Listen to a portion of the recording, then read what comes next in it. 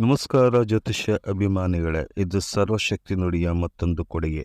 ಈ ದಿನ ಈ ವಿಡಿಯೋದಲ್ಲಿ ನಿಮ್ಮ ರಾಶಿಗೆ ಅನುಗುಣವಾಗಿ ರತ್ನ ಹರಳನ್ನು ಧರಿಸದೆ ನಿಮ್ಮ ರಾಶಿಯ ವಿರುದ್ಧವಾದ ಹರಳು ಅಂದರೆ ಶತ್ರು ರತ್ನವನ್ನು ಧರಿಸಿದರೆ ಅದರಿಂದ ಯಾವ ಯಾವ ರಾಶಿಯವರು ಯಾವ ಯಾವ ಶತ್ರು ರತ್ನಗಳನ್ನು ಧರಿಸಬಾರದು, ಧರಿಸಿದರೆ ಯಾವ ತೊಂದರೆ ಉಂಟಾಗುವುದು ಎಂಬುದನ್ನು ಕೂಡ ಇಲ್ಲಿ ತಿಳಿಸಲಾಗಿದೆ.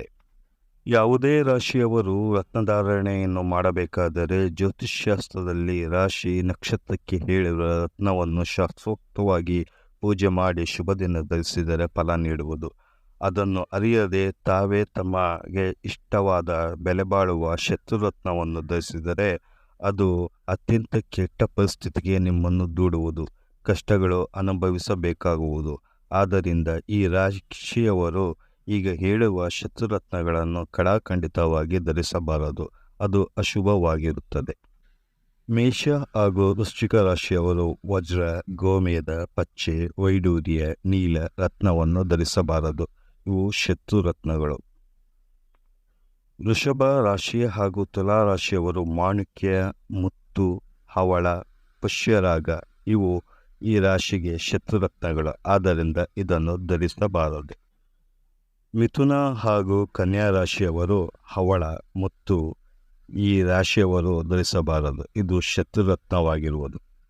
ಕಟಕ ಹಾಗೂ ಸಿಂಹ ರಾಶಿಯವರು ವಜ್ರ, ನೀಲ, ಗೋಮೇದ, ವೈಡೂರ್ಯ ಇವು ಶತ್ರು ರತ್ನವಾಗಿರುವುದರಿಂದ ಈ ರಾಶಿಯವರು ಈ ಶತ್ರು ರತ್ನವನ್ನು ಧರಿಸಬಾರದು. ಧನು ಮತ್ತು ಮೀನ ರಾಶಿಯವರು ಪಚ್ಚೆ, ವಜ್ರ, ನೀಲ, ಗೋಮೇದ ಇವು ಶತ್ರು ರತ್ನವಾಗಿರುವುದರಿಂದ ಇದನ್ನು ಧರಿಸಬಾರದು, ಇದು ಅಶುಭ. ಮಕರ ಹಾಗೂ ಕುಂಭರಾಶಿಯವರು ಮಾಣಿಕ್ಯ ಮತ್ತು ಹವಳ, ಪುಷ್ಯರಾಗ ಇದನ್ನು ಧರಿಸಬಾರದು, ಇವು ಶತ್ರು ರತ್ನಗಳು ಆಗಿರುತ್ತದೆ. ಈ ಶತ್ರು ರತ್ನವನ್ನು ಧರಿಸಿದರೆ ಹಣವು ನಷ್ಟವಾಗುವುದು, ಸಮಯವೂ ವ್ಯರ್ಥವಾಗುವುದು, ಬೀದಿಯಲ್ಲಿ ಹೋಗುವ ಮಾರಿಯನ್ನು ಮನೆಗೆ ತಂದ ಹಾಗೆ. ಆದ್ದರಿಂದ ನಿಮ್ಮ ರಾಶಿಗೆ ಆಗಿ ಬರುವ ಶುಭರತ್ನವನ್ನು ಕೇಳಿ ತಿಳಿದು ಧರಿಸುವುದು. ಈ ವಿಡಿಯೋ ನಿಮಗೆ ಇಷ್ಟವಾದಲ್ಲಿ ಲೈಕ್ ಮಾಡಿ, ಶೇರ್ ಮಾಡಿ, ಕಾಮೆಂಟ್ಸ್ ಮಾಡಿ ಹಾಗೂ ಸಬ್ಸ್ಕ್ರೈಬ್ ಆಗಿ. ಧನ್ಯವಾದಗಳು.